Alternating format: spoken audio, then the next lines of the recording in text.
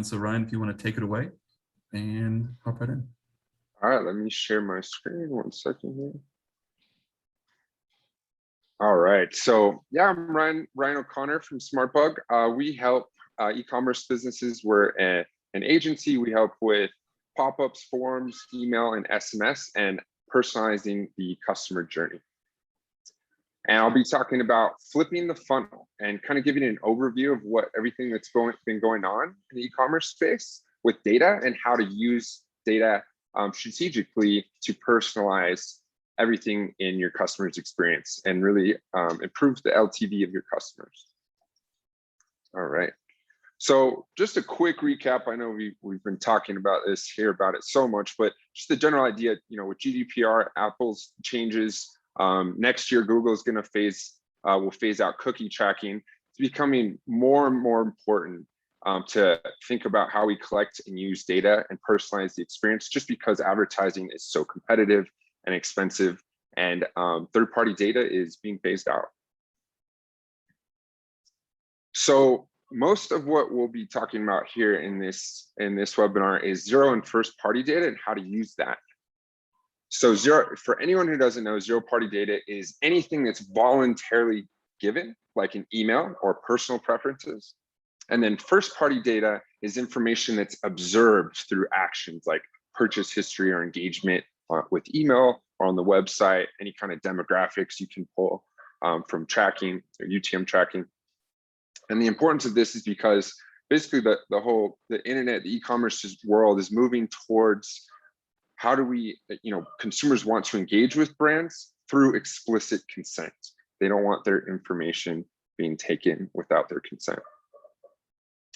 So really the topic changes to, relationships worth having. How do you build a relationship with all of your customers? How do you look at them as not just a data point, but a person and people that you can build relationships with? And so basically, as marketers, we're having to flip the funnel, focusing on your customers and removing reliance on third parties.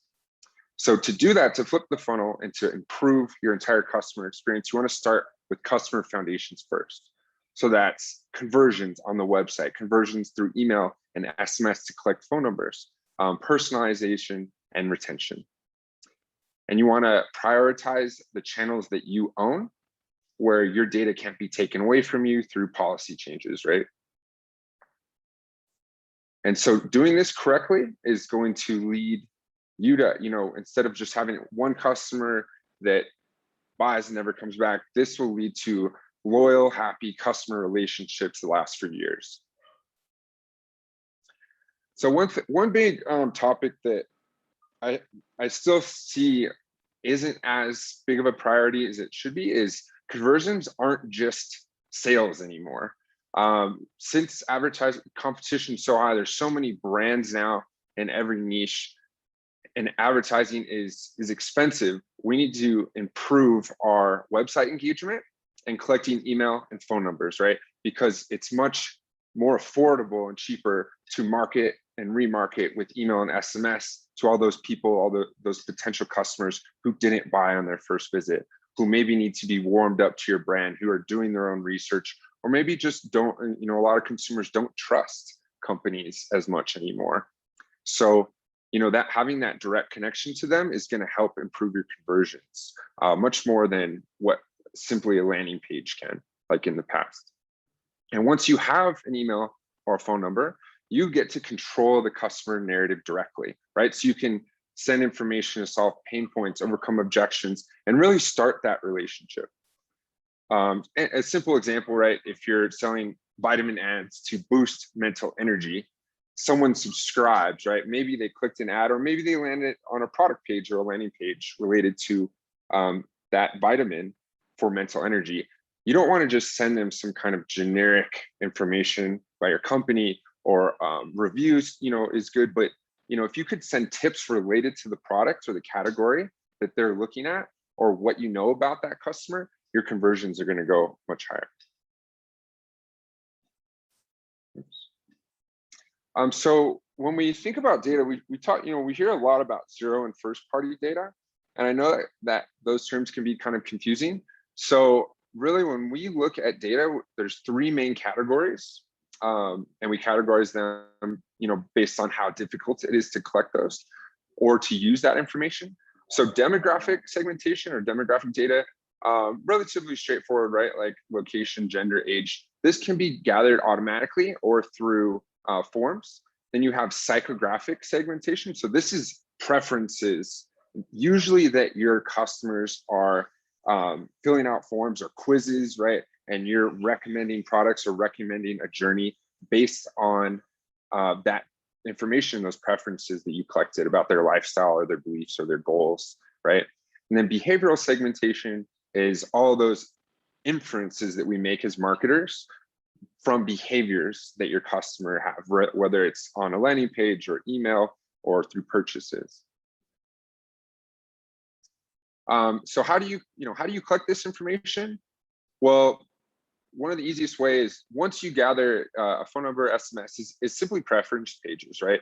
Allowing people to update their preference pages, sending emails through your automated sequences that talk about, hey, do you want this certain type of content, or are we sending you too much content, or do you want to receive more content, right? And then once they click through, they can select everything that's interested to them. And then you can market, your content will be much more personalized. Conversational quizzes are becoming very, very popular.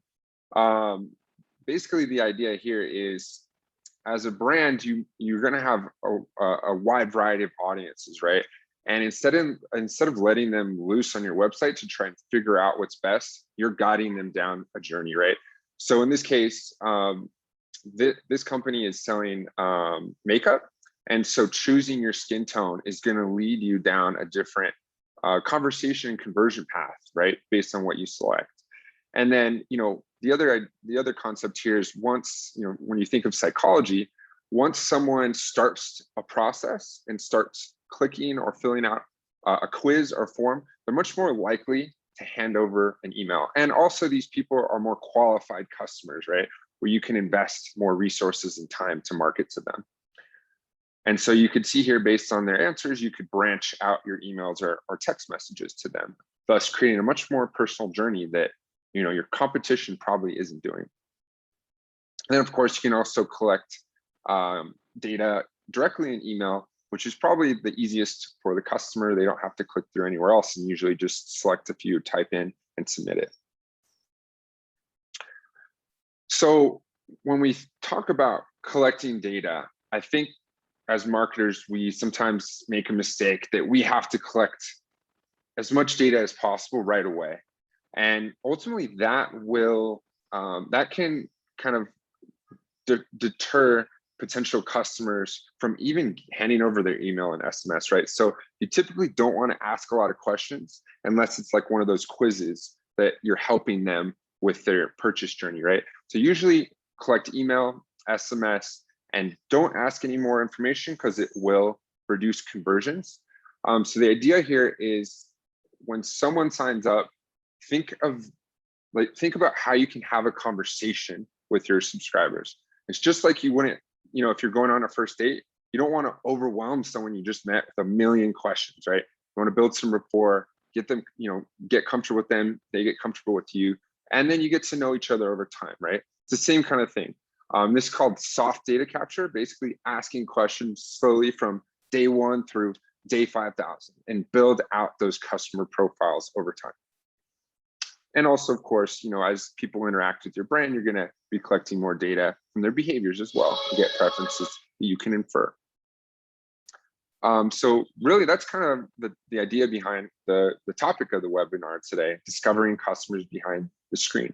So with this approach, we're not just looking at each subscriber as a number and blasting out emails and SMS, or just sending, having generic pop-ups on the website, right? We want to personalize it as much as we can. So just a quick recap on the idea here of relationships worth having.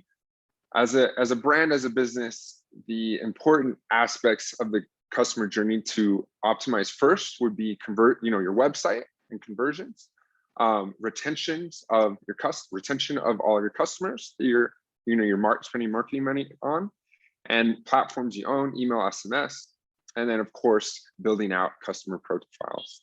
And ultimately, if you do this right, if you invest in this strategy, it's going to create a lasting impression from first touch point through multiple purchases and loyalty. And this is how to build a business that doesn't rely on third parties.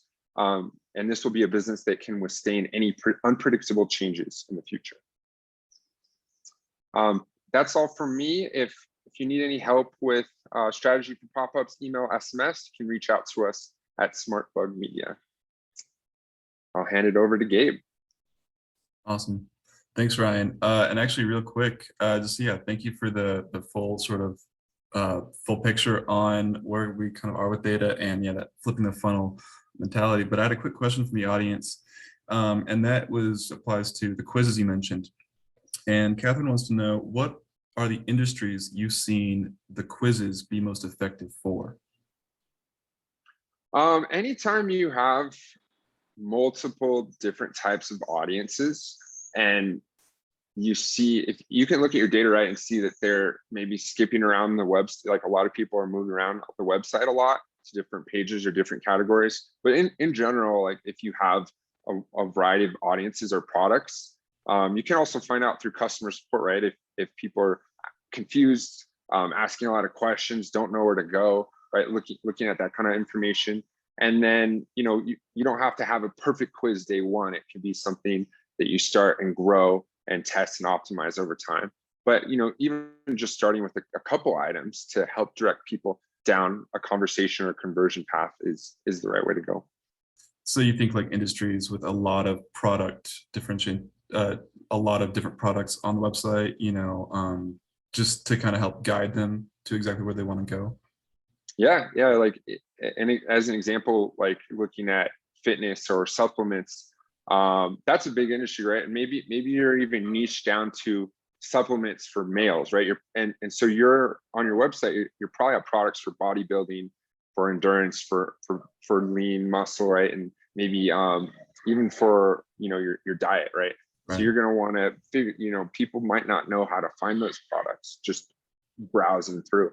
So kind of guiding those 4 different areas and asking questions to gather that information, and then recommending products based on what your customer is looking for. Awesome. Perfect. Thank you very much, Ryan. Mm-hmm. Cool. All right, Gabe, take it away. All right, perfect.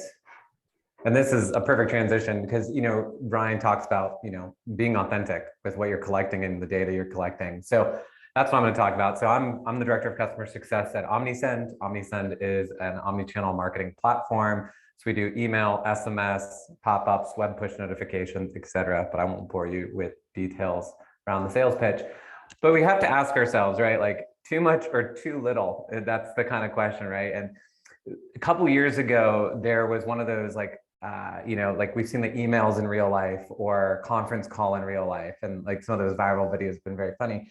And there was one, it was shot on High Street in the UK, and it was, what's an online checkout like if it was in store? And the guy like goes in to buy a bagel, and the person working at the register is like, okay, what's your first name? What's your last name? What's your shipping address? What's your birthday? What's your dog's name? Right? And they kind of like all these hurdles to checkout process. So it's that fine balance between, okay, do you hit them right off the bat when someone hits the website to collect all of this zero-party data to really be able to start targeting them, right? This is email, name, country, birthday, female, male, which is fantastic data to have because it starts building that story, and that data is extremely important. But Ryan mentioned it, like you can always start small and then build the data as you go. So this is one aspect to go. And the big thing is you have to test it. And we can get into like, do you include a discount on your pop-up? Do you not? Do you put a pop-up right when someone hits your website? That's most likely when they're going to sign up. But then you can also throw on exit intent. Are your pop-ups smart enough to know, like, okay, if I already filled out the first pop-up, don't give me an exit intent pop-up unless you're trying to give me a promotion. So we can get into all kinds of details there, but this is all good data to have. And just test, play around with it. What happens if I just get email and then send them an initial email? Like, when we look at IKEA, right? So IKEA is like, okay, listen, you signed up for our messages. They do a phenomenal job with this. And what I love about IKEA emails, if you actually look at like the nitty gritty of their design, it kind of sucks. And IKEA has like a ton of people working on these emails and all sorts of graphic designers. And like, we get so bogged down in the details of like, this image has to look perfect, or this spacing has to look perfect. This looks like it was made in Microsoft 95. Like, it's okay because the call to action is clear. The value proposition is clear. And if someone doesn't want to give all this additional information, they've got the IKEA blog, they've got the spaces, they've got the little social links. So they're doing a lot of smart things here that will connect your social profile to their database, and they're going to be able to get all this data from you anyway, without it just throwing it in their face, like, tell us your whole life story. So there's a lot of smart things that IKEA is doing here, and they're allowing you to lead the journey while at the same time kind of tricking you into giving us all this information. And this is exactly what you can do with your customers. If you create an authentic voice of what your brand is doing, people are going to be more than willing to give that information up, because you're creating that experience, you're creating that story, and you're bonding with them on a one-on-one. You know, if you kind of go through the mentality of, okay, gamification works really well in terms of capturing data. Wheel of Fortune, super fun. Scratch off, super fun. Conversion rates on those pop-ups or those email capture points are super high. If I'm running Tiffany, the jewelry store, as an e-commerce brand, you would never expect to walk in on Madison Avenue and go into Tiffany and see a giant wheel at the front of their store and going, hey, are you gonna get 20% off today? It doesn't fit their brand voice. Like, that doesn't work. So you can't put a Wheel of Fortune on Tiffany's website. It doesn't align with the brand. It comes off as inauthentic. So you have to switch it up. Now, if I'm selling sporting goods store or shoes, like Shoe Carnival, that makes more sense. The word carnival's in the store name, like, have a wheel. That's where you make that bond and that connection. And that's super important when you're trying to collect this data. So just be smart about it and think, if I'm a consumer in my own store, what kind of experience do I want to have? And then that's how you can start building it. So Nomad Life, I love them. They're a great brand. And I know the Justuno guys were asking, like, you know, what can we do here? And Nomad is so smart about this because they have the one email capture point. They have the hashtag, which we all know says tie to us on social media. You're going to start going there. You're going to get the retargeting ads. And that's just going to be a huge advantage for them in terms of collecting all of that data from you that they can later then down the road, you know, retarget, segment, email, SMS, all those types of things.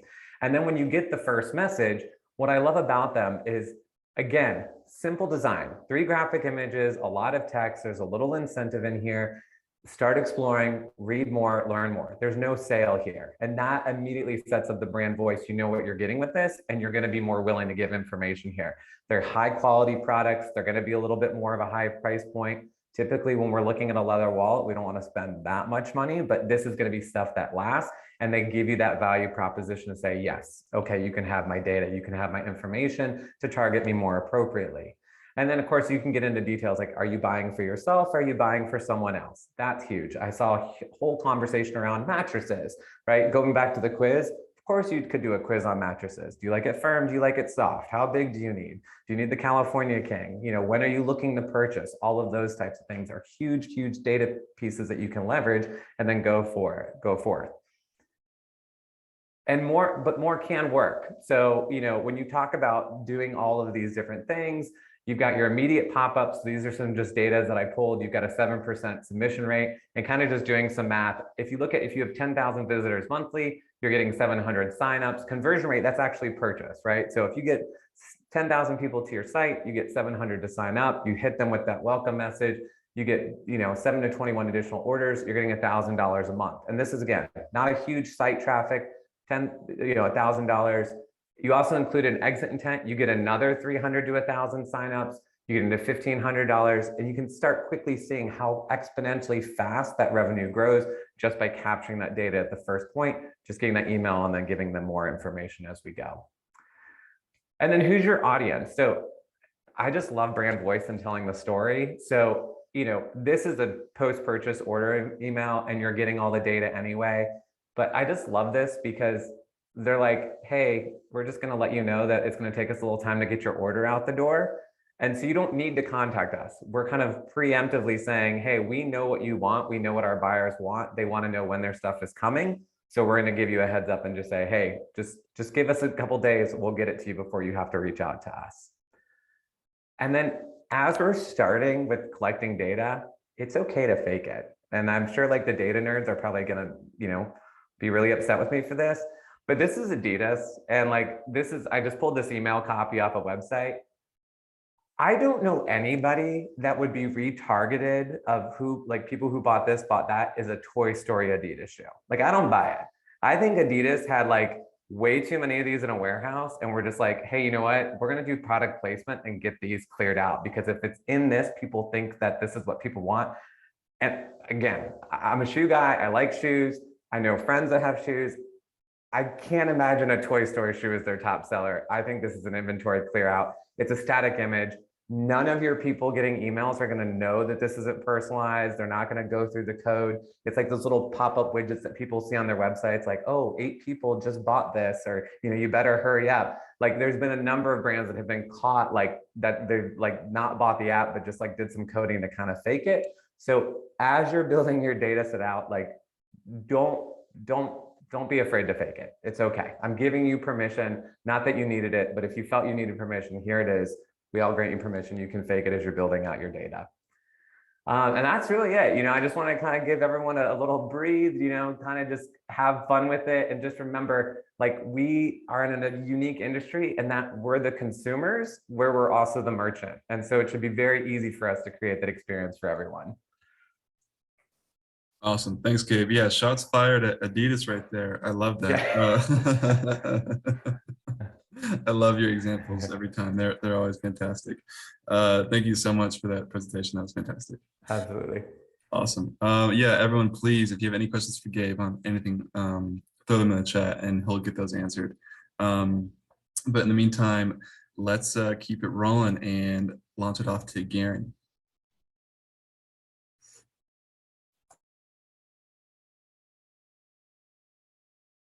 Oh, hey, Garen, I think you're muted. Here for everybody. Perfect. Excellent.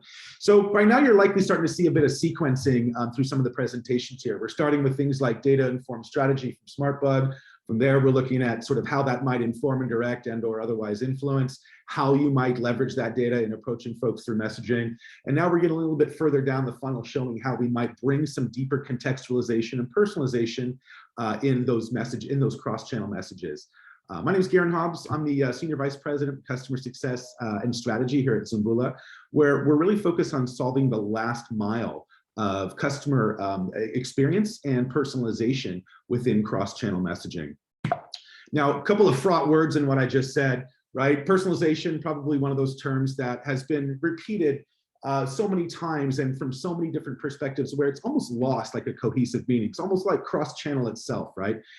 So whatever it might mean to you, however you might apply it to your program, in the last 10, 15 years of the hotness of personalization, no matter how people approach it, I've seen really two challenges persist. And the first is really understanding what is effective personalization, right? What is meaningful or valuable to the individual, right? We're talking about sort of the customer behind the screen, right? The customer behind the data, and making conversions about more than dollars. So what is really meaningful or valuable on an individual by individual basis? And how does that actually drive performance? What's the meaningful impact of that? How do we then contextualize for every different customer? They might have different perceptions of value. You might have 20 different perceptions of value in the same product. So how do we understand that, surface that, and reflect that back on a per customer basis? And then how do we contextualize that messaging against all of the other types of messaging that we send? Promotional, triggered, customer journeys, transactional, etc. Now, once we've solved that first question, the second question still looms in front of us, and that's how do we then deliver that optimized, that truly personalized experience with every single touch at every stage of the customer journey across all of the messaging channels we support, all of our other touch points? How do we do this consistently, sustainably, and most important, efficiently? Because if it's not easy, we're not going to do it. And then how do we do this with minimal impact on resources without bringing the entire house down? And that's really what we're focused on solving here at Zumbula. Now, the first question, what is effective personalization, has largely been answered already by your existing messaging programs. We think about some of the most successful messages within your programs. They're likely going to be things like abandoned cart, abandoned browse. They're going to be welcome programs. It's going to be acquisition emails or welcome emails into expansion programs like, loyalty, for example, or SMS.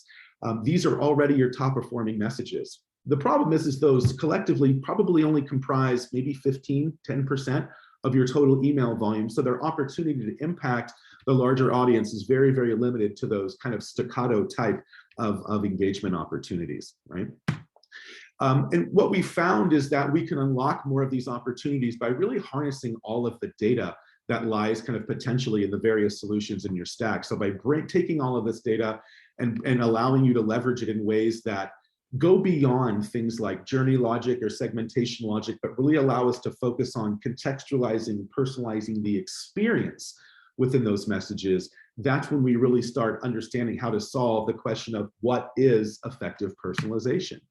Right. And from there, it's really understanding about how those messages or where those experiences really get pushed out across the engagement ecosystem. Should this something that happens on mobile? If so, which channel? Is this most appropriate for email? Or maybe this is an experience that's best served on the web, right? The way that we're solving all of these is what we call our smart banner. And the smart banner is the output of our platform. It's a single pixel. It's a 1 by 1 pixel or code snippet that you would simply take and drop into the templates for all of the message types that you send. And what you can see here is that we're taking data from different sources and using that to populate the banner for this individual. So things like first name might be an easy pullover, you know, from OmniSend. A product image might come from Shopify.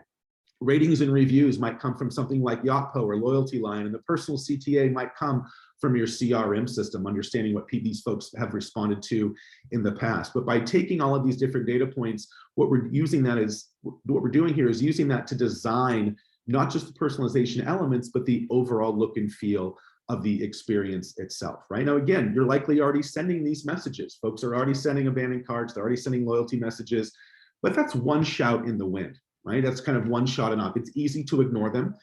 Some of us have kind of programmed ourselves to ignore these dedicated messages. You leave something behind in the cart, you expect to receive that abandoned cart message, and you might have already decided whether or not you're going to open that, right? But by taking these same calls to action and moving them into smart banners, we're giving them additional venue, a second stage life, and more life cycle. We're giving them more opportunities for repetition and to create resonance within the consumers for whom they're intended. And the beautiful part about this is we can serve dozens or hundreds of different use cases from the same code snippet, from the same single pixel, without having to go back and recode these things or stack snippets or stack pixels. This single image can deliver in the same promotional email. Maybe we all received today's daily promotional email, but maybe Gabe left an item behind in the cart. So what he would see is the cart abandonment call to action kind of supplemented in real time by some of the most popular ratings and reviews.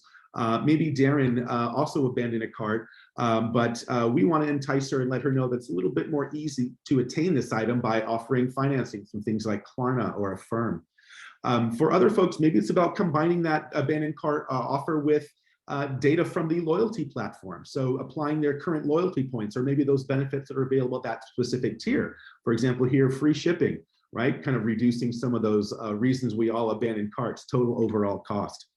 And what we can see out here is we're trying to activate loyalty in the last one. So for those folks who are active participants in the loyalty program, maybe it's about really kind of tickling those that gamification bone within them and letting them know how many loyalty points they can accrue simply by coming back and completing this call to action. The point is we're now understanding what each customer needs at each stage of the customer journey and in relation to the value that they perceive in that particular item or in the conversion event. And then we're simply contextualizing the banner at the top of the message to give it greater resonance as well as greater relevance, right? And again, we can do this for dozens or hundreds of different use cases, all of your most top performing calls to action, as well as all of your promotional and event-driven alerts and content. You can see here in the example here that we're supporting, in this case, 4 entirely different calls to action within the same email, again, giving us greater variety as well as depth of coverage without creating additional burden for our teams and making maximum use of the value of the data that, again, would otherwise simply lie. There's potential in the system or might otherwise simply be used as just segmentation logic or targeting data. Right? One of the most exciting things we're doing is creating this depth of story, using data to create this depth of story and this depth of value in our smart banners. So what we're doing here is we're simply creating a multi-frame smart banner. And with each different frame, we're giving a different value angle in the call to action. And this is a simple abandoned cart, should be pretty familiar to everybody here. Jacob, you've left this backpack behind. Frame 2 is, this is probably why you shouldn't have, why you love it, and why others will love it. In this case, again, we're bringing in the product image from Shopify, and we're bringing in things like ratings and review stars from Yotpo. And we're even rotating those in different banners. So different looks are given, different opinions, all complimentary, of course, and we don't experience that content fatigue. The third frame, we're combining that loyalty data I mentioned in the previous example, and we're applying Jacob's available loyalty points against the cost of the abandoned item and showing the cheaper resulting price. And these are all calculations we can run in fractions of a millisecond at time of open within these smart banners. So now the story isn't just, you left this behind, you know, this mechanical sort of robotic call to action, come back and get it. It's, you've left this behind. Here's probably why you shouldn't have, why others love it, why you'll love it too. And Jacob, here's the easiest, most cost-effective way that we can facilitate you having this. The other sort of beauty about ending on this note is that we're also creating the real value within the loyalty program. Otherwise, points are things that people just bank away, kind of like books on a bookshelf, but we're actually activating that value that lies within it. Now, there is a strategy to all of this. We've worked very closely with all of our customers to really understand how to best apply this and sort of at what cadence and measure. And this is a 3-phase strategy. Phase 1, we simply start with 6 smart banners that cover 6 distinctly different use cases or calls to action. We've got prescription for all of those, no matter your business vertical or your business model type. So everything from retail e-commerce to travel to finance to subscription-based business models, we've got all these recommendations for you. But we start with 6 smart banners. We create a single version for each of those different calls to action. And phase 1 begins with us moving this into 100% of our promotional email volume, so your daily or your weekly newsletter. And the reason we start there is 2 factors, cadence and reach. Typically, promotion goes out to the largest portion of the audience. It also goes out most frequently. So it's the biggest and most frequent opportunity for us to showcase these high-performing calls to action. After about 30 to 60 days of running in phase 1, the vast majority of our customers are realizing performance increases of between 7 and 10% lift in total program performance, but most specifically in conversions and product revenues, right? So very, very significant gains there. Phase 2 sees us building on the success of phase 1. Phase 2, we take those same 6 initial calls to action, and what we're doing in phase 2 is we're creating 2 additional creative variations of each. And that might be simple creative facelifts, or it might see us creating additional data connections and bringing in things like loyalty points or ratings and review stars, for example. But we create 2 additional variations of each of those use cases. Again, content fatigue is a very real thing. You stop seeing a cart abandonment banner after you've seen the same banner 5 or 6 times. So it's about switching it up and keeping that freshness of experience very high. So in addition to creating the variations in phase 2, this also sees us expanding placement to our triggered emails in our customer journey programs as well. Phase 3, and after at about 30, 60 days of phase 2, we typically see an additional step increase of performance from about 10 to 15% lift in program performance and revenue. Phase 3 then usually happens anywhere from 3 to 6 months after onboarding. And phase 3 is kind of a combination of the first 2 phases. So in this case, in this phase, we're creating 6 net new smart banners covering 6 net new use cases. And we're immediately creating 3 variations of each one of those, just to give us better spread of coverage right off the bat. We're also in this final phase, expanding out to transactional messages. So by the time we've launched phase 3, we should have a minimum of 36 banners covering a minimum of 12 distinct use cases. And now we're at 100% of the email volume. So coverage and market reach is optimally attuned at this point. And from this phase, folks are typically seeing anywhere from 15, 17, 20+% increase in program performance and revenue. And that's email after email, day after day, week after week. So very, very significant increases in performance and revenue with this strategy. And just to kind of offer a proof point against that, Thrive Cosmetics, I know it's a lot of folks' favorite brand out there recently. They've worked with us to develop and apply this strategy, and the results that we see exactly what I've just represented to you. So after running just 4 of these examples, they are seeing still 6, 7, 8 months later, at least 17, 20% lift in program performance and revenue with every single email that they send. This is an instance where their entire ROI for their annual contract was earned back in a number of weeks that can be counted on one hand with a few fingers left over. So very, very impressive results. And here's a look at some of the smart banner examples they're running. The top 6 we would recommend to most retail e-commerce folks: browse abandonment, cart abandonment, loyalty acquisition or promotion, shipment tracking, birthday or anniversary, and then supporting your welcome and onboarding series. But fantastic results coming out of this. One more thing, smart banners is just one of the things that we do, but we're also have the unique ability to bring the same type of capability to your SMS messaging, right? And this is a huge opportunity for marketers and the brands for whom they work out there. I mean, thinking about your own consumer experiences in SMS, you might have subscribed to a brand here or there that delivers some really nice sort of graphically developed SMS messages, but my bet is by and large, this is a lot of black and white, right? Kind of similar to my own experience. So we have the unique ability to do personalized animations with an SMS and truly break down what is now at a segment level and allow marketers to communicate one-to-one with this type of application. So it's kind of similar story as you saw in the carousel here. We're able to create this very brief story, almost in an Instagram view type of way, where we're locating John. It's in Portland, and what could be more appropriate for a sunny day than these sunglasses that have top rating? And again, John, you can apply some of your loyalty points to get these sunglasses cheaper than you might otherwise, right? And we're also able to stack multiple links in these SMS messages, which give folks multiple paths outside of the conversion events. You still have that opportunity to engage them and otherwise kind of continue the relationship, even if they might be out of cycle for what it is that you're promoting this time around, right? But great way to add additional expansion dollars right now. Some folks are really just using this as a promotional channel, or they're using it for kind of customer communications, but very, very few folks are really using this for one-to-one, very high intent, high purpose type of communications. And our customers that are doing this are seeing just exponential return with very, very little effort. So question that I'd leave you is really, what is your perfect mix when you think about all of the opportunities to contextualize and personalize all of your digital messaging across all of your different touch points? What would be your perfect mix? You know, how might you include these in your email, in-app messages, on web pages, in push and SMS notifications? You don't have to figure it out yourself. We'd love if you'd reached out, had a chat with us, and we'd be more than happy to figure out how to make the most opportunity out of your data today. Thanks for the time, everyone. Oh yeah, thank you very much, Garen. That was awesome. Actually, you got a couple questions for you real fast. Catherine wants to know, does it cost more to send through than regular SMS to use this? That's a great question. You know, we charge usually a package rate, or sometimes a per impression basis. So the incremental cost on top of your typical SMS is pretty marginal.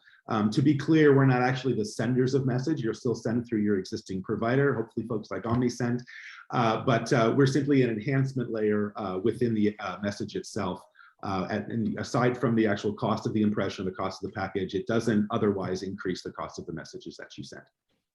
Awesome. Okay, cool. There's actually a few more SMS specific questions, but I'm going to save those for the end. So, because I think it'd be really cool to have each of the other panelists like kind of give their insight into SMS and strategies behind it. So we can go ahead and launch it off to Zach from Justuno, but yeah, we have some good questions lined up for later for sure. So thank you again, Garen. Hey everyone, I'm a strategist here at Justuno. My name is Zach Bailey, and again, thanks for taking the time out today. I'm gonna go a little bit fast because I'm really excited to hear Darren after me, but Garen, that was really cool. It was some great examples, and I've seen a lot of those prior, and they're so persuasive, and I highly recommend stuff like that. But what I'm going to talk today about is just some examples that we've seen at Justuno, and Ryan touched on this earlier. Recent technology updates, right, have changed how data is collected and impacted your targeting strategies. So the shift has increased the need for e-commerce brands to collect more of that zero-party and first-party data on their own, outside of these third-party apps. And with Justuno and our on-site messages, we can provide that capability for you. So visitors here, what we're able to do is provide visitors with an option to select input options inside the Justuno pop-up that then is going to be sent to your email service provider, sent to your SMS provider. And what does that help you do? Well, those visitor inputs are going to help you to send more relevant messages and create better flows inside of your email service providers and inside of your SMS providers to do what? To increase open rates, to increase that visitor lifetime value. And ultimately what we all care about at e-commerce is increased conversion opportunities, right? So this is the beginning of data collection strategy, prioritizing that additional data point collection to improve relevancy from the beginning in your welcome intro series. So use things like product preference indicators to know if your message should revolve around, let's say, like in this example, men's versus women's clothing, or maybe a cat versus dog pet care.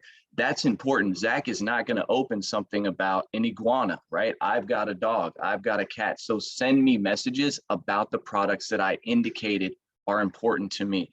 Other options include things like zip codes, field collections. We can look here and see in the example, Snow Monkey did this to create a high intent subscriber segment. So when their items are stocked in grocery stores near those visitors, a targeted email can be sent out driving foot traffic back into those brick and mortar stores. So if you're worried about adding additional fields, opt-in, open rates, things like that, affecting these additional fields, just know that Snow Monkey experienced a 500% list growth with this lead capture. So just understand that when visitors know they're providing information to get relevant information, you're both winning, right? Whoops. So here we want to talk about Justuno has a feature.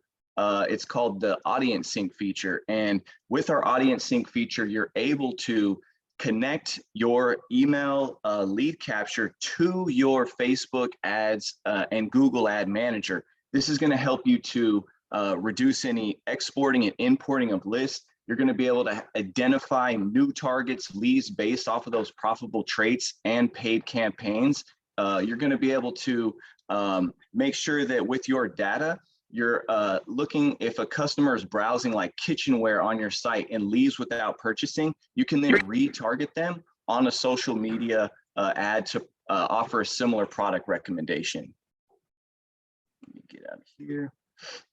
So here in our next slide, we want to be able to help people understand that with the audience sync, you're also going to be able to exclude known context from your ads and fine tune who you're getting in front of and paying to visit your site and get them to the right campaign. Display the welcome campaign to those new unknown visitors from a specific prospecting campaign. Also, visitors who sign up can instantly be added to an exclusion list, right? From your welcome and prospecting ad campaign. And that way they can instantly be added to your retargeting campaign. So launch a different promotion to these that are coming so that you can get more retargeting ads and to continuously lead them down the funnel to purchase, or again, have that increase in that lifetime value and that repeat purchase.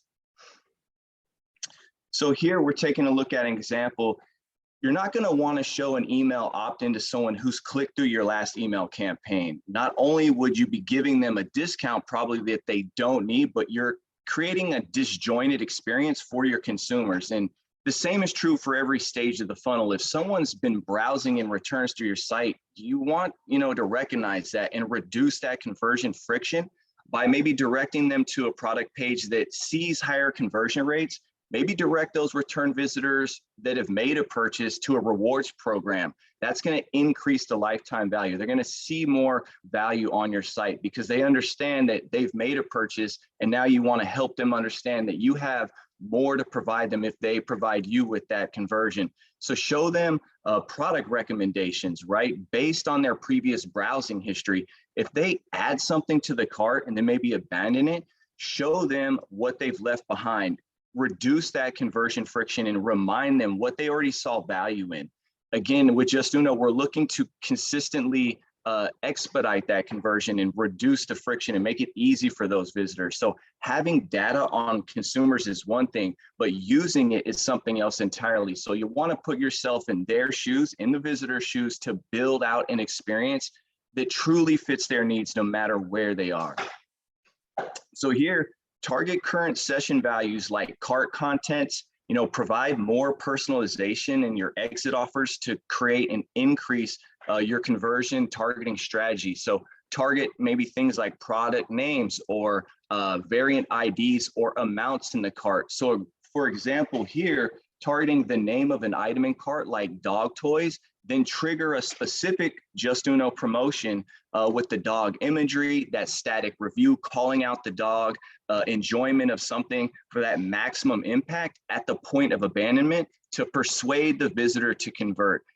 With that omni-channel marketing, it shows that when you've got an increase in data touch points with that mirrored messaging, it's going to increase your conversion rate. And so here in this pink example, it shows a UTM-based targeting strategy and how they've used that mirror messaging from a paid ad campaign here. And it's going to be one that's from an influencer from greetings at Mattis's followers, and reminding them of their exclusive code, increasing not only that brand recognition, but also improving the visitor's experience. Because if the influencer was speaking about a 20% discount, you land on site, you don't see that, you're leaving the site immediately because you feel like you were duped as a visitor. So here's another great example, right? Visitors move further down the conversion funnel because you're winning their mind and providing an experience that the product will provide to visitors. And again, Gabe talked about that. Make sure that your brand identity and your brand story it's being told on site, and it's being told in a persuasive way. And that's the best thing that we can help you out as far as optimization. Here at Justuno, we've got tons of template libraries with different visitor journeys built out for you to then update and have your brand identity on. But remember, surface your competitive separators early and often, reduce that conversion friction, and provide visitors with those value options. So here we're looking at some more device brand-based data, but what I really want to get to is in the back end of the Justuno dashboard, you'll be able to use the data to uncover different strategies. Things like, I want to target new visitors when they're going to leave my website. I understand they're going to leave at about 3 pages. So I want to have a proactive message where my exit offer enters that visitor journey at the right time. Here we're looking at source information. Where are my visitors coming from? Do I need to do Google ID or Facebook ID targeting because I'm getting a lot of visitors from paid Instagram? And the last thing we'll look at here is just what Gabe talked about. We've got those toy machine Adidas, they're being abandoned in the cart at a high rate. I want to have a cart abandoner specific to that item, and I want to reduce that item being abandoned. And the more personalization, like everybody spoke to, is going to increase your conversion opportunities. Thanks so much for the time today. And sorry, I had to speak a little bit fast. No worries, Zach. Thank you very much. Yeah, Darren, so we have about 25 more minutes, and I want to make sure you have plenty of time. Same thing, but real quick question for you, Zach. And Catherine wants to know from the audience is if you can target people coming from Instagram stories like the swipe up feature, Catherine, that's a really good question, and you can target people coming from the swipe up feature. So definitely reach out to Justuno so we can have one of our Justuno experts give you a demo and show you some use case examples on that. We've also got some great blogs on justuno.com if you want to research more about that type of opportunity with your e-commerce brand. Thanks, Zach. Awesome. All right, Darren, why don't you take it away? All right, thanks. All right. There we go. Hello, everybody. Okay, I didn't realize we'd have a little more past the hour, so that's good. I thought I was going to have to talk in super fast mode. What I am going to touch on, because for those of you who don't know Elevar, we are basically a company that's all about good, clean data. And as my colleagues have all been in some manner referring to, right, this is all about collecting really good data so that you can make the right decisions for all of the great personalization that they've all been talking about. And I'm going to bring us sort of full circle to what Ryan talked about at the beginning, Ryan from SmartBug. And that is all about capturing, right, good zero and first party data. Now, we're more about first party data. You want to collect that zero party data. You want to get their email and signups. You want to get their phone numbers for SMS.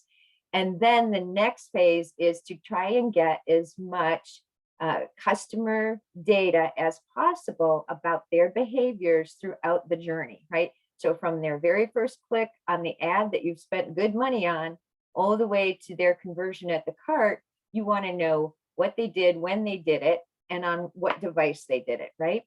So, whoops, oh, let me get rid of that. All right, so what I'm not going to get into a product pitch here because it gets very complex. And in fact, that is one of the common pain points that we hear all the time when it comes to data, right? This is all extremely complex. And if you would like more information about Elevar, I'm going to encourage you to either email me directly at darren@getelevar.com or visit our website where we've got tons and tons of information and you can sign up for a demo.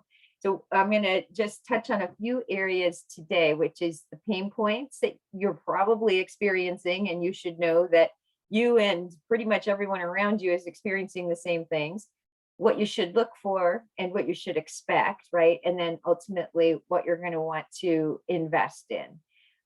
So these are just a couple of the things that we hear all the time from merchants. You have spent now a lot of money on tools and marketing programs to attract the right users. But unless you're really capturing all of that information end to end, it's difficult to make the right decisions for the next phases, right? For figuring out what your next segment of users should be, or how you should direct them with which products and which tools you're going to want to engage. So these are just a few of the things. Facebook tracking issues. This is not a slam on Facebook by any means. Facebook and Google Ads, the two most popular ways for merchants to advertise. The issue here is that Facebook does its tracking in one way to give itself attribution for as much as possible, right?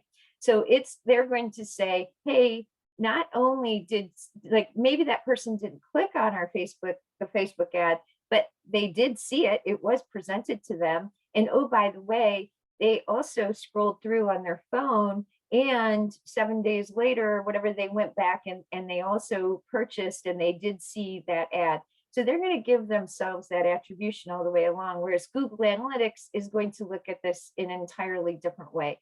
And so one of the things that we're very mindful of is to try and make sure that this data is captured in the ways that are relevant to you and the sort of the most accurate, right? So that you're going to have clean, reliable data to work with, and also that this data gets sent back to those marketing channels so that they've got the data that you know to be accurate, right? So that they're not just using what they think, but they're using what you know to be true. Another part of this that becomes very complicated is most of the time you may have various stages that a user goes through from the time they clicked on an ad until they perhaps make that purchase, right? And in fact, it could include a landing page that's off your e-commerce platform. So let's say you're using Shopify and you have a domain set up for a landing page. You're going to want to track what happens from the ad to that landing page to a product page, to add to cart. Maybe it gets abandoned, person goes back, right? You're going to want to track that all the way through, no matter where that user is interfacing with you. And then the other part of this, things like subscriptions are becoming more and more popular. And, everyone's always, right, you should always be doing upsells and cross sells. So again, you're going to want to track all of that. And those checkouts are separate from your e-commerce platform checkout, right? So you're going to want to make sure that those carts are also in all of this tracking. Another common pain point, you may find that the catalog product information that say Facebook or Google Ads has might be slightly different. And then when this information is sent back to them, if it doesn't match what they have, they're not going to deliver the proper product. So it gets very complicated, I guess, is my end point on this. And that is why we exist.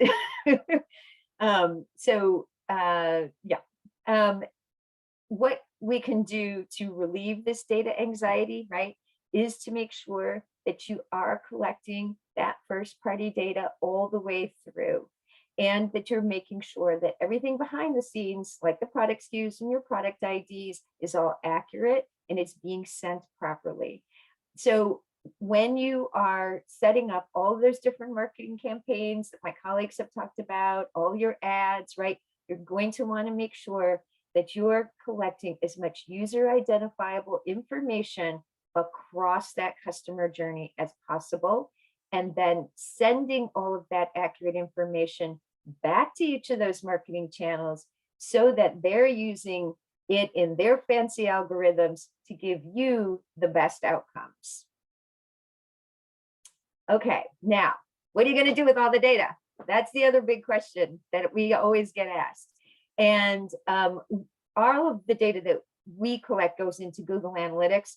Now, let me say, and Google Analytics can do a lot. You can create custom views, and there's a lot of things that you can do with Google Analytics. But you may also want to use some sophisticated analytics tools, and we've got lots of partners that do that. These are just some things that you're going to want to expect from those, or any kind of reporting that you're looking at, because this is what you want for the outcomes, right? So one, you want to see that full conversion path. You want to see how your site is interacted with. So do you have certain product pages that are working really well and some that are not? Are you getting the kinds of subscriptions that you expected? If you're not, what's happening? Where are clients falling off on any of these things, and why, right? And then where are your new customers coming from? So if you are spending without all of this analysis and you really don't have a good sense of whether Facebook, TikTok, Google Ads, Snapchat, right? How are they performing? Who's delivering what kind of audience to you? What kind of lifetime value, for example, do the customers coming from different segments have? And again, unless everybody involved in all of this has the right accurate data, then you can't expect much, right? So it's a garbage in, garbage out, clean, good data in, great reporting back out. All right, so in summary, what do you need to invest in? I love the fact that I think it was Gabe who used the example of a purchase in real life.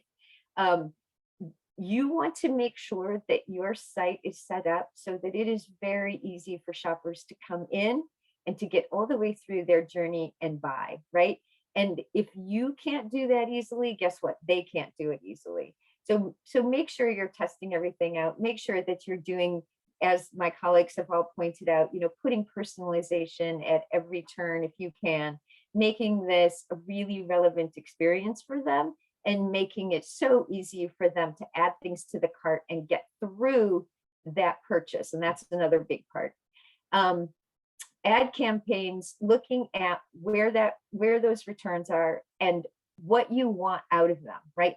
Are you looking, for example, to get more out of current clients and get repeat purchases, or are you trying to attract a brand new audience? Make sure that the ad and the way that it's set up and the segments that it's reaching match what you need out of it. And again, this all comes back to good, clean data, showing where your shoppers came from and what they did to convert. And that is it. Short and sweet. And please give us a call. Thank you so much, Darren. Actually, so you mentioned at the very beginning of your presentation the common pain points, and I was curious if there was a specific pain point that comes up the most often, across everyone that you work with. I would say that things like Facebook data, and we work only with Shopify Plus sites. So I'm going to use that as the example, but that the Shopify information and the Facebook information do not match up. And it's very difficult to determine why, what happened, where things went wrong, and where things were maybe missed. And we can determine all of that and we can fix it. And so that's one of the, I would say that's one of the biggest pain points. And really, quite frankly, the other is that this is all very complicated stuff. And unless you are a real expert in it, it's very difficult to set up all of the tagging and tracking properly so that you're collecting data in the way that's most relevant to you across that entire journey. Awesome. Thanks, Darren. Yeah, like Zach just said, data will fatigue you. And so in my opinion, get out of the way, decision fatigue and enter data Right, fatigue. exactly. Yeah, perfect. Well, cool. So we have about 10 more minutes. I want to spend this time just,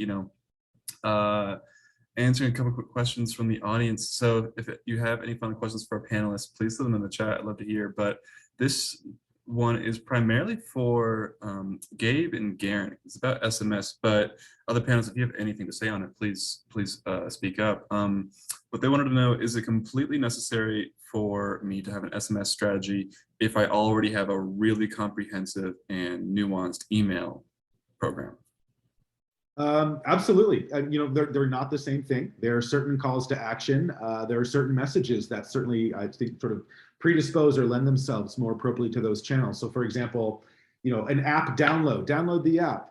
That's much better to send as an SMS because you can immediately execute that call to action on this device rather than something I might be receiving as an email and opening on a desktop, because there is no direct path for me to follow through that, right? The additional other thing that you want to think about are sort of the archetype or the sort of qualities of the different sort of customers that engage on these different channels, right? So SMS is typically a much smaller portion of your overall customer audience. But countless different industry analysts have shown that this is also the more engaged portion of your audience. They typically buy more frequently. They typically have higher average order values. So certainly these are different channels. They should be treated differently because they address different circumstances and also align kind of with different customer types as well. So you would definitely want a very thoughtful, very responsible strategy for SMS separate from email. There are plenty of opportunities for them to work together, but you definitely want to give them separate consideration. Yeah, and Garen did a phenomenal job with that. I think, oftentimes we're seeing more and more brands implement SMS opt-in at checkout. We're seeing that Shopify's got the native separate opt-in. Obviously, you need to be in compliance with that. Also be very aware of SHAP laws, which are basically, there's some content that you cannot market via SMS. So if you're in CBD, alcohol, firearm, tobacco, you just can't do it. You may have a provider that will let you get a couple messages out, but you will be blocked. It's not the provider's fault. You just can't market those things. So make sure you're aware of those types of things. And yeah, use SMS as that personal touch, right? It's like the stats always 98% of SMS is always read within 5 minutes. And so it's got to be that personal connection message. And whatever you do, do not send an email and an SMS blast at the same time with the same content. It's just, I know everyone has the CEO, the owner of the company that says more messages equals more money. Please don't do that. It's annoying. Just segment your audience out and, use SMS as an exclusive, a drop. You're going to get 2 hours, 3 hours, 4 hours early access to the sale, those types of things. Make it more of an exclusive rather than a just pray and spray, batch and blast, whatever you want to call it. There's time for that strategy, and that's holiday sending, not right now. So be smart about that. Thanks, Gabe. Thanks, Garen. No, thank you for the reality check there, I suppose you could say. Yeah, cool. So from Kaylee in the audience, they want to know, from personal experience, what has been the most effective way to determine your target audience? And I'm going to add in there, especially that, since this webinar is about data, determining target audience, what maybe aspects of what data can you collect to really help determine and hone that in on? Great question. Just to jump in here, I think you likely have multiple target audiences within your sort of addressable customer base, right? And I sort of alluded to this a little bit earlier. Let's take the same Patagonia puff jacket. You ask 5 different people sort of the value they perceive in that jacket, you're likely to get 5 different answers. For one person, maybe it's more about fashion, right? I look good standing in line in Starbucks in this Patagonia puff jacket. There might be somebody actually out there who intends to scale cliff face. So for them, it's more about endurance and performance. There might be a third person who's just cold and needs a freaking jacket, right? So the point is we don't really understand sort of exactly what the value alignment is on a per individual basis. So these are things we have to look into the data to try to uncover some of those signals. We need to make some assumptions in some instances, but I think it was Ryan had the sort of brilliant point as well. Like there's a lot of power in asking your audience through quizzes and polling and profiling and things of that nature. Something also that we support. And so I would simply say if you're confused, ask. Otherwise, look into the data. You would also want to look into your products as well as your own kind of corporate social mission or your corporate mission as well. What are the different aspects that people could potentially align with, and then use us as a starting place to look for proof of that within the data itself. Absolutely. Yeah, no, and I think the principle of how people love to talk about themselves still applies to, the on-site experience. And, if you're confused, then, I mean, they're helping themselves with that, right? So that's perfect. Anyone have anything else to add to that question? All good. Cool. All right. I don't think I see any other questions from the audience. So I was just sort of curious. One final question to ask is, do y'all have any standout examples that you didn't already mention of, a brand, taking advantage of all the data available for some like really clever personalization, on-site messaging, anything, recently they've experienced? This goes to anyone. Yeah, I'll start with one. I recently saw a CBD brand add those visitor inputs. So there's 4 different products that they could select from. A CBD that was relief, for sleep, energy. And so once they gathered that data, they then did custom Klaviyo flows based off of that visitor input and sent specific incentives. And during the 420 weekend, they actually saw $10,000 come in from that email campaign because they were able to segment that. So that to me just showed tried and true. Get that customer data, make sure that product story is aligned, and people will open it and people will engage with it. Boom. Thanks, Zach. I'll jump in. So not really data, but just a really cool brand that I like, and I feel like they do a really phenomenal job in terms of how they communicate in customer service. Is a brand called Reel, R-E-E-L. They do renewable bamboo, paper towels, toilet paper, all that kind of stuff. So we signed up for them when there was a great toilet paper shortage of 2020. But they are phenomenal and like subscription based, and it's like they do a good job of like text-based responses where it's like, hey, it's time to ship more toilet paper. Do you need it? And it's like 1 yes, 2 no. And they have just done a phenomenal job of like, don't make it a challenge to like modify your subscription or shipping dates or anything like that. And they just do an absolute phenomenal job with packaging, customer service, and branding. So definitely recommend them. Check them out. And I am not an influencer in any way, or affiliate, so I get nothing for it. I just really like them as a brand. Yeah. I love hosting webinars because you just discover the coolest brands. And I never thought about buying toilet paper or paper towels online, but I'm looking at it now and I like it. Yeah, no plastic, which I'm huge. Like I love that. Yeah. Like it's no plastic whatsoever. So it's great. 100%. I love the renewable, sustainable type of paper options. We need more of that in all the major brick and mortar stores. But yeah, online you can find some good options. 100%. One brand that's really stood out to me over the last couple of years, as both a marketer and a consumer, I think for me would be Calm, the meditation app. Some of you might be familiar with that. Just a couple of years ago, Calm had a huge issue. They were losing something like between 70 and 80% of their newly sort of subscribed customers within 15 minutes of app download. And they really couldn't figure out why. It was really sort of took a step back, did a little bit of market research. One of the things that they understood was that kind of what we were talking about before, like different customers use Calm for different reasons. right? And they weren't really putting folks in alignment with that. I mean, think about how many maybe abandoned New Year's resolutions you might have as an individual. I know I have a whole closet full of them. And that's usually because we find ourselves focusing on the input required rather than focusing on sort of the desired state, sort of where we want to end up. Calm really understood that. That's one of the first changes that they made is they started asking people at time of onboarding in the app, why do you want to meditate?